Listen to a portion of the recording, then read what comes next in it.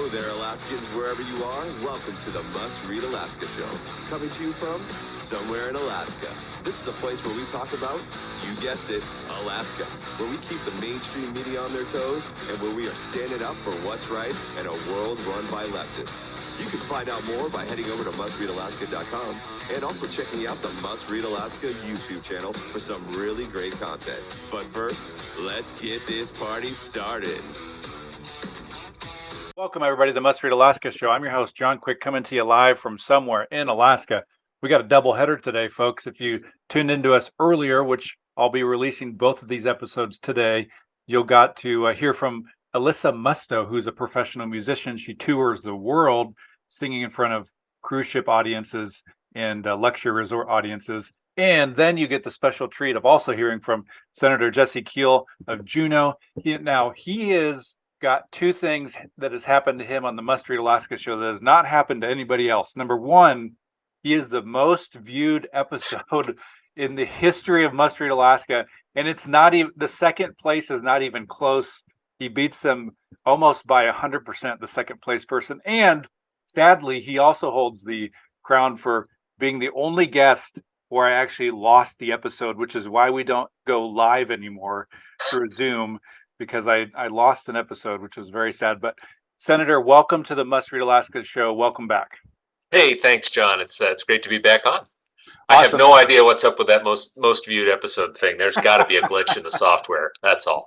I think I need to send you a trophy or something, because I think it's not even close. The second place person is off by almost 100%. So you knocked like a grand slam out of the park with that one. So first question is this: remind folks, there's going to be folks that listen to this from all over the Alaska and probably over the U.S. What area do you represent as a state senator? So I've got the northern part of the Southeast Alaska Panhandle, and it's the top half of the Panhandle by population. So I've got a lot less than half the area. I've got the entire city and borough of Juneau, and then I've got Gustavus at the mouth of Glacier Bay. I've got Haines and Klukwan and Skagway. And if you keep going that direction, you're in Canada. I don't worry about those people. Well, what is it like? Because everybody else gets to fly in, right? And you like walk down the street to go to work. What is it like having that? Because, I think in some ways you're one of the only senators who gets what the rest of Alaska kind of longs for, and that's access to their senator during session. How's that been? Is there ups and downs? My guess is there's more pluses than minuses. Listen, I'm incredibly fortunate to sleep in my own bed every night, right? It is work to maintain two households. And we've made that easier recently here in Juneau. Some private, nonprofit, charitable folks bought a building. The legislature remodeled that into housing for 33 legislators and staff. So we're trying to make that better every chance we get. But I have maybe more constituent contact face to face during session. I would be shocked if I have more constituent contact than my colleagues. We are all melting our cell phones every day. We're on Zoom calls. My colleagues call into their community councils and Zoom into their assembly meetings and all that stuff. And I can do it down the street. Although, same for my folks in Haines and Skagway and Gustavus and Klukwan, right? They're not bumping into me in the grocery store tugging on my sleeve. And then in the interim, of course, we're all exactly the same. We're all in our districts 7 months of the year, 7 months plus. And so that works out just about the same for everybody. Yeah. So what are some of your goals this session, legislative session? I think it'll be good for folks to hear, the primary listen, watch, and reader on Must Read Alaska is conservative, probably Republican, but I think it's very important to hear from folks on across the aisle and on every aisle. So what are some of your goals for the legislative session, and what does that look like for you this year? So big picture stuff, unfortunately, I am not seeing a lot of votes among my colleagues to solve a long-term fiscal plan. And you've watched this for years. Your must-read viewers have watched this for years, right? Everybody wants the piece that's most important to them. We keep trying to do these grand bargains that somehow are going to tie Alaska's economy to the revenues that government has to support the economy by educating the kids and patrolling the streets and keeping the doors locked on the prisons. And people want a spending cap, and people want, a solution to this PFD problem where we can't afford the statute we have now, but we can't put together the votes to change it. So all those things at once has something for everybody to hate, and it's tough for my colleagues in really tight districts to do that in an election year. But so I'm not going to stop working on it. I'm a little dubious that we're going to make a lot of progress this year, and I hate to say that because we should do that. We should make progress for Alaska every year. The next big items for me, neither one has my name on them, but we've got to do something to stabilize Alaska's schools. And we've got to do that for a bunch of reasons. First and foremost, I think, is Alaska's economy. More and more people in this country can live anywhere and do their jobs. And there are so many reasons to want to live in Alaska. But if people don't feel like their kids can get a strong education here, they don't move here. People leave here. And that's a real problem for economic growth, for entrepreneurship, people starting businesses here in Alaska. So it's been years and years since we took care of the decreasing buying power of a dollar. We did some one-time money last year, but we've got to give our districts the resources to be able to plan and do a good job with the budget, right? We're going to hold them accountable for their budget slip-ups or their budget choices. The Juneau School District had a major budget slip-up. It's on my mind. And let me assure you that the people who directly did it don't work for the district anymore. But that accountability is part of it.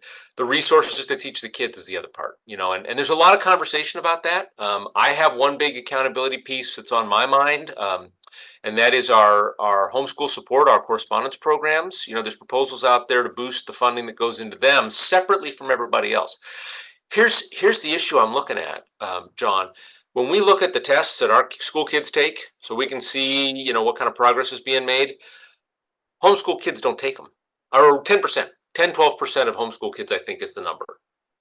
The accountability is just gone. We don't know if they're doing a good job. They could do the best job. They'd be failing miserably. Before we pump another dollar in there, we gotta address that accountability problem.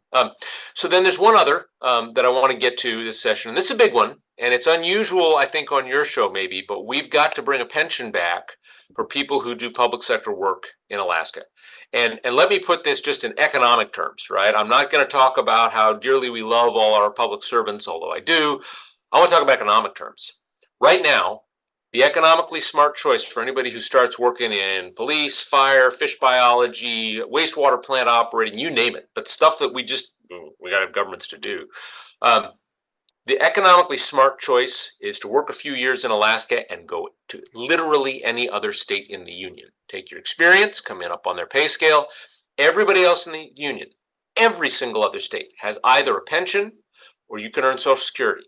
And you can have a little retirement security when you are ready to be done working at the end of your career. Alaska is the only one that offers neither. And we see it in the turnover. And let me just talk for 2 seconds about the cost of turnover, right? From the time a state trooper puts their notice in and says, I'm going away, and you start recruiting for that position, to the time they are on their own, driving a patrol car with a badge and a gun, you're spending about $220,000. Now that's the Treasury, right? Uncle Sam doesn't pay a share of that. Look at your local police department. It's anywhere from 180 to 200,000 for your local police department. State of Alaska is not paying for that. That's your property taxes, your sales taxes if you got them where you live. You're paying for that. Now do it for teachers. It's about $25,000, $27,000 to replace a teacher. All right, that's about a 50-50 split, state and local. Again, it's your tax dollars. So what's the difference between having a pension and not? Well, the state's actuaries looked at this. They looked at all the numbers. They crunched literally every human being. Your turnover in every given year class, apples to apples, is 2 to 3 times higher without a pension as it was with a pension. You are spending a heck of a lot of money just throwing it down a hole on turnover. So we've got to get our hands around that to have efficient government at the state level and at the local level. We all have the same pension system here in the state of Alaska, so your local government is paying for it too.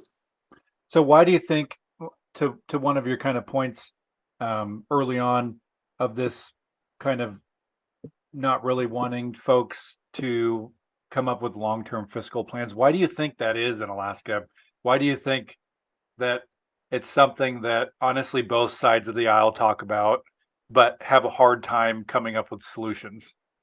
It's just humans, right? I mean, we all want and need the services. We need a trooper to come or a police officer to come when we call 911. We need a school for the kids or for the neighbors' kids if they can't homeschool their own. We got to have them to have a society. All that stuff. But this is my wallet. It's not yours. I do not smile when I fill out my tax forms on April 15th to Uncle Sam, or when I look at that mortgage thing and it's got the escrow payment that's got money to my local government and property. I don't grin. Do we need it? Yeah, we need it. So if you're going to take more out of my wallet, I got words for you.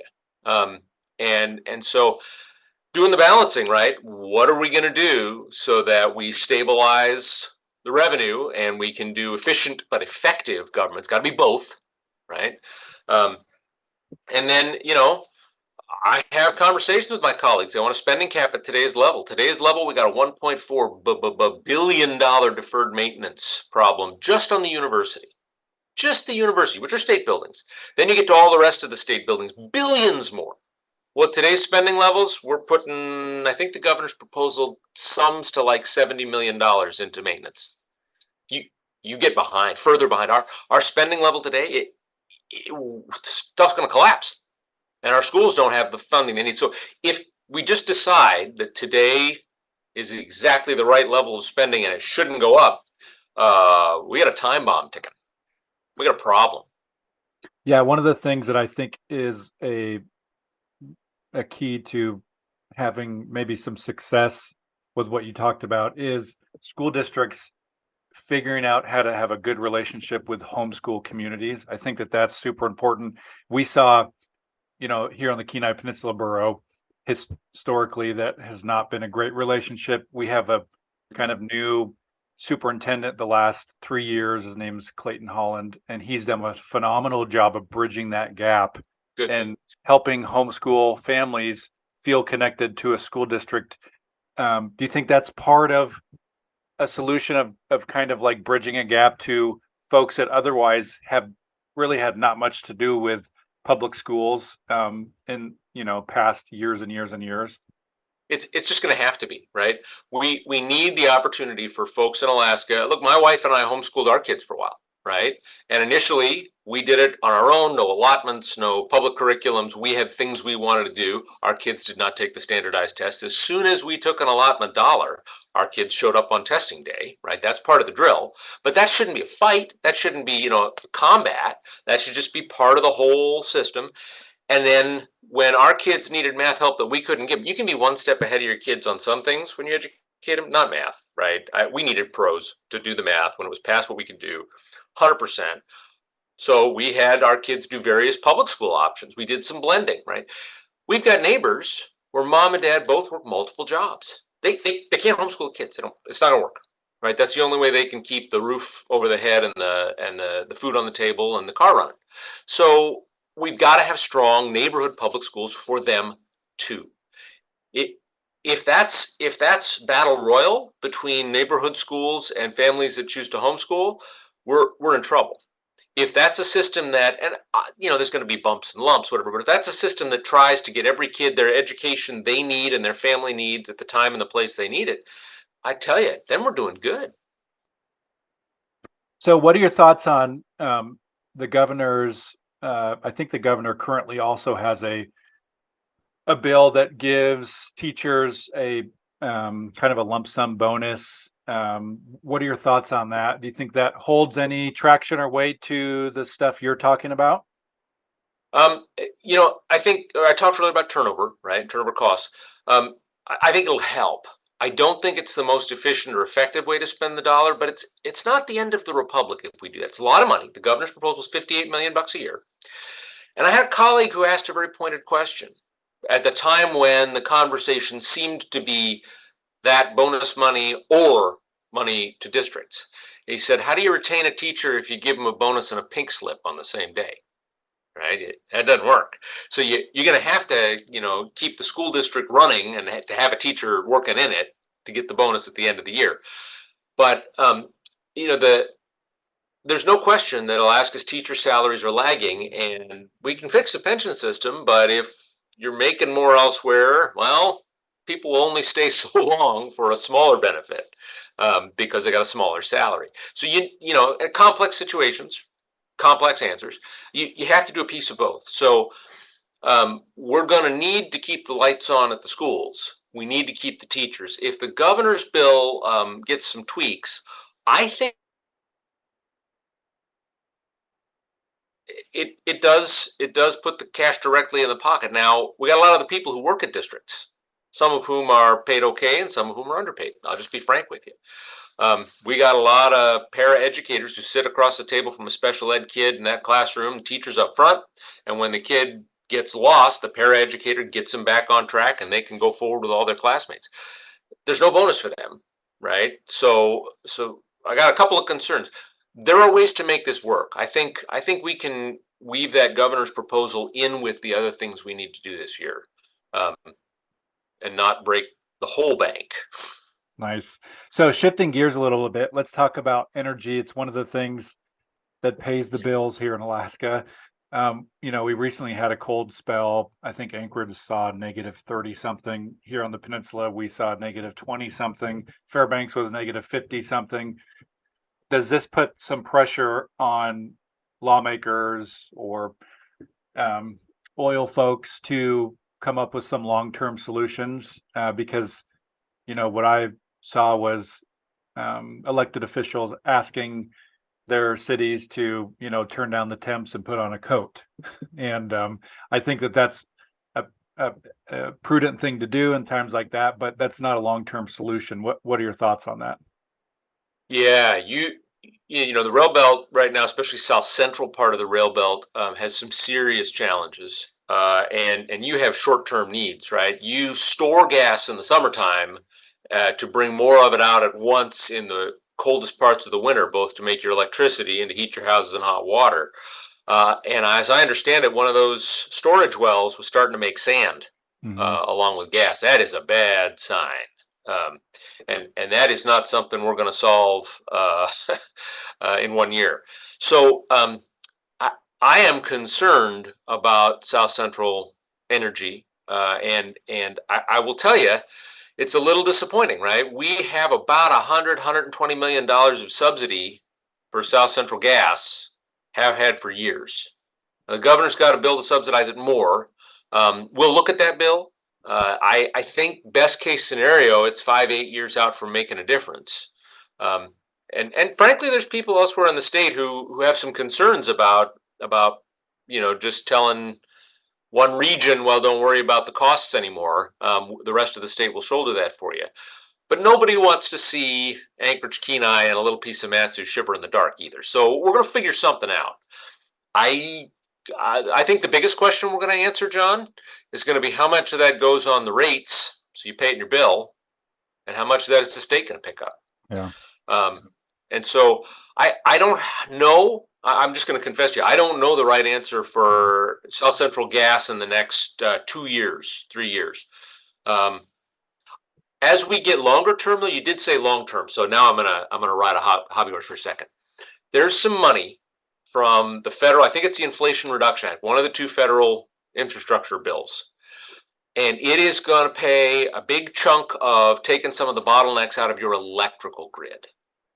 And the governor's got a bill, and I haven't read it, but I support the concept 100%, to go to a single rate to use the transmission lines up and down the rail belt. So if you guys on the Kenai Peninsula can make the cheapest power, Fairbanks doesn't have to pay Homer Electric and whatever the Kenai one is, and Chugach and Matsu before, and maybe Copper Valley or somebody, before they can get those kilowatt hours in Fairbanks. One rate, whether you're making the kilowatt hours in Matsu and selling them in Anchorage, or making them in Homer and selling them in Fairbanks.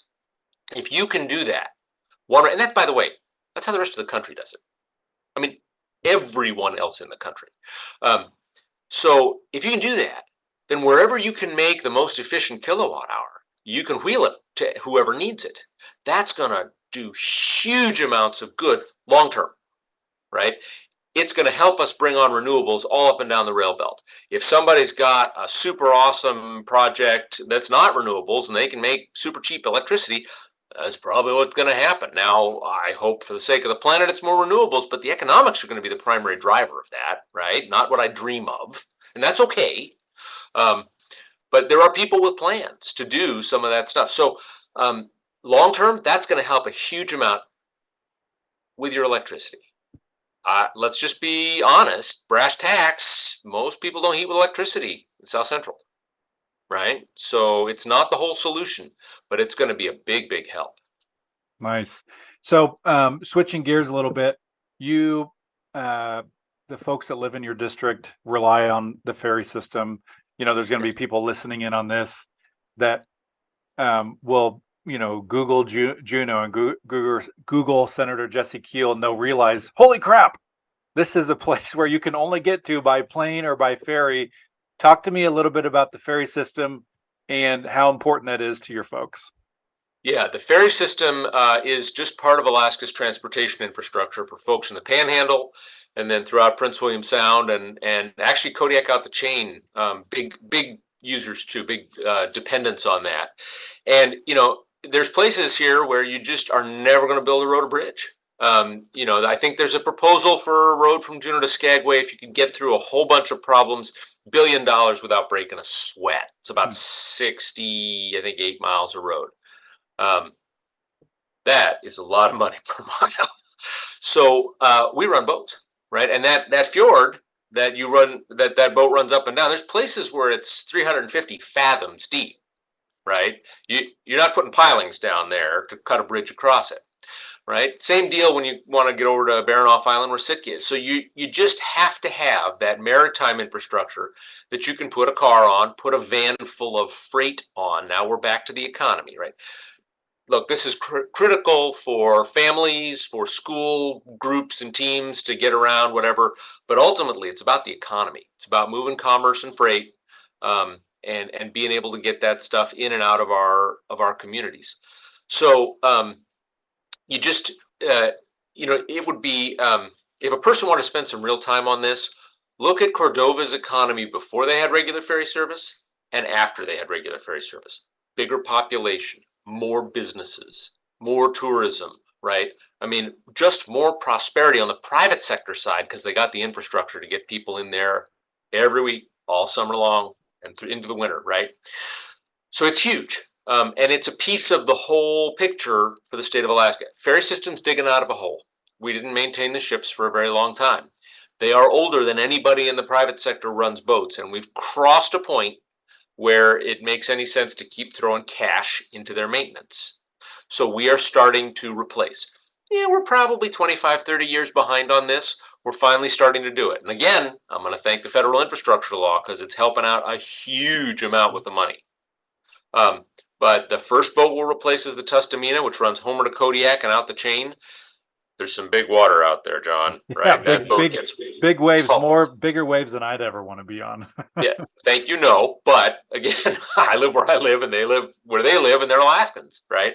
So then we'll start replacing the mainliners that run from Bellingham, Prince Rupert up, through all southeast to Skagway's the northernmost stop, right? Some of the boats we have making that run now are older than I am. I will point you to the color in the beard and the hairline, right? I'm hitting my prime. Steel hulls and salt water, they are worn out. So we're in that process, and we have some good new leadership at the Marine Highway System. They are making smart changes to make it a more efficient, more effective system, which is, you should always be working on that, right? It's great. I love it, but nothing welts faster than laurels if you're resting on them, right? That's how you crush those leaves into pulp, and you end up with nothing. So they are doing a good job. I don't agree with every decision they make, but maybe that's a good thing that the politician doesn't steer them. I mean, I wish they'd agree with me more, but they've got an eye toward the long-term future of that system and trying to make it work as well as it can for as few dollars as they can. So let's talk about another ship, cruise ships. During COVID, I think it was, it was hard on Juneau. Tourism is a big thing for the Juneau area. in the summer months. Cruise ships are in and out of there all the time, with thousands of people coming off and spending money in Juneau, and cruise ships, helping with taxes and whatnot. Has Juneau bounced back? Talk to me about this last summer and how good it was for Juneau. Yeah, the cruise tourism economy, I think, has bounced back, and they are bringing ships. Those ships are full. We didn't set a record this year. We set a record the year before that. Before COVID, we were setting records every year. Now you're right; it was rough when you couldn't sail, but folks are coming. And an interesting thing is that a significant chunk, depending on whose estimates you hear, it's anywhere from 10 to 20% of those people come back to Alaska again as independent travelers, right? I can't remember the number. The average cruise tourist spends like 160 or 170 bucks a day when they're in Alaska. Now they got a couple days at sea, so it's a little more concentrated in the ports. But it's kind of the brown bear model of an economy when you're on the cruise tourism, right? When they're here, you're gorging, right? You get fat, and then you got to try and survive the winter. People who come back as independent travelers are staying in a hotel. They're often renting a car. They're eating more in the restaurants. So those people are spending more in a wider variety of the businesses. Again, it's still seasonal. We're working on wintertime tourism, but that's going to take a minute. The number I believe we're at is 1.6 million cruise passengers through both Juneau and Skagway. Wow. Every year. That is a tremendous number. So what they're doing, they're stretching the season a little bit. We're starting to get some ships coming in April when it's still a little chilly. And this year we actually had ships coming into October, where the weather sometimes is not optimal in Southeast Alaska, by which I mean this October was beautiful, but typically October it's 37 degrees and raining uphill because the wind's blowing that hard. Yeah, the wind's so going. There is a question. Here's where I'm going with that. There is a question about whether the passengers are going to start having less than a great time with the density in the peak of the season and the weather in the shoulder season. We want people who come here to have a good time, right? Business owners want that. If they're spread out enough that they're not feeling crowded and crammed, locals aren't feeling the pinch too, right? Everybody does better that way. So cruise communities in Southeast Alaska are really looking hard at what can we do for infrastructure, what can we do for timing and planning to spread out the tourists a little more so that locals don't feel pinched, right? We decrease the negative impacts that come with a positive, business and jobs and tax revenue. And I will tell you something new and interesting. Since COVID, the cruise industry has come to the table in a bigger way than we saw before, to work with communities on that. Have we solved all our problems yet? You'll be shocked to hear no. But there's more cooperation and more willingness to give and take in communities and with the industry on that, which I think is going to just benefit everybody going forward. That's awesome. So one of the local issues there in Juneau, not just recently, but it seems like in the past while, is Telephone Hill.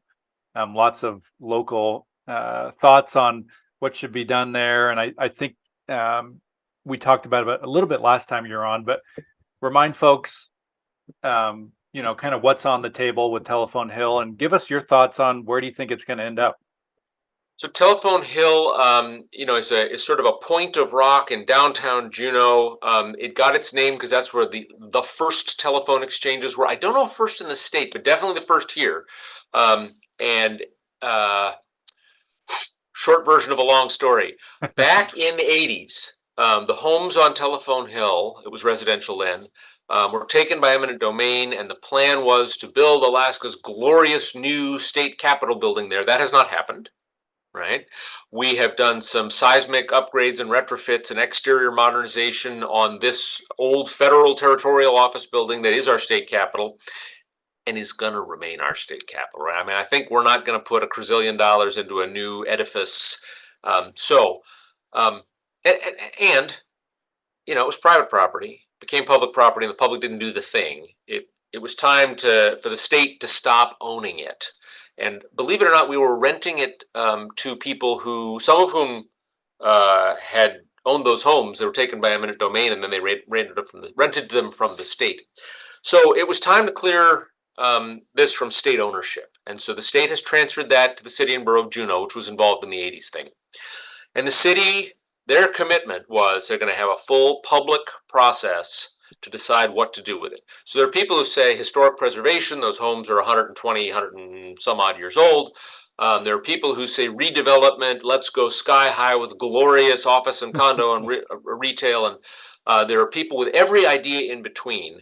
And so the city is going through this process with a lot of, as you might imagine, very strong public comment on Yeah. it. Lots of strong opinions. Yeah, that's the first issue I've ever seen that on, right? Oh, no, wait. And so, I think what we're likely to see is some combination of probably the most historic structure up there, the old telephone exchange, the building that's in. I'm guessing here, right? Probably preserved maybe in museum-like status, but you're also probably going to see a combination of new office, new residential. I'm hearing that maybe not hotel, which would be, I don't know, I thought there'd be hotel just given the tourism and the seasonal impacts here. But again, my role in this was very clear. I moved it from state ownership to the city, and I got an ironclad commitment they were going to have a full public process, right? Nobody had decided what to do with this thing yet. Since then, I have stepped back to watch the public and the local electeds figure this out, because otherwise, when I get involved at that level, it starts to look like political pressure. And so I'm out of that one. I'm excited to see what comes of it and what happens. I think for a tiny little piece of land in downtown Juneau, it's got a huge amount of potential. That's awesome. So 30, it's almost been 40 minutes now has gone by in a flash. Any last minute thoughts here before we head out, Senator? Floor is yours.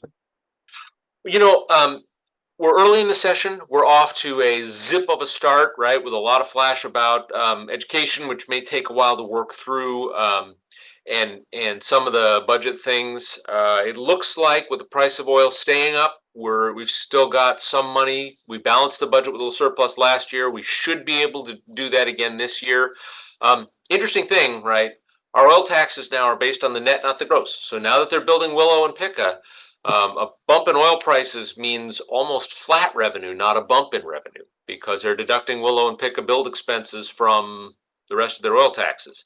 I don't know if all Alaskans realize that, but we're not super flush with cash because the price of oil's up. Development is actually taking a piece of that. It means jobs. We just need to know what else it means at the same time. So don't look for us to be rolling in the fat in state government here this year, but we've got some real needs we need to deal with, and I'm hopeful that we'll be able to get to that. The big question always with Governor Dunleavy is, do we get the guy who will collaborate with you, or do we get the guy who sits back with a veto pen at the end and just waits for stuff to come to him? He can get a lot more done working with people. And he's tried both. So I'm always hopeful that we're going to get the Mike Dunleavy who comes to the table and says, wait a minute, that won't work, but let's try it this way, and then we can all get somewhere, right? That's something for your viewers to keep an eye on, listeners to keep an ear on, John, as this session progresses. Awesome. Well, Senator, I really appreciate you coming on. I think it's fun. Thanks, John. This is your third time on, and you're welcome back anytime. I'll put a link in the description to your Senate page so people can check you out that are listening from the lower 48 and want to check out a senator from Juneau. For folks that listen, watch, read Must Read Alaska, I want to thank you for doing that. If you want to help keep the lights on, just go to mustreadalaska.com. On the right-hand side, there's a little donate button, or if you want to sponsor the Must Read Alaska show, just email me, John, John, at mustreadalaska.com. Senator, thank you so much for coming on. You're welcome back anytime. And until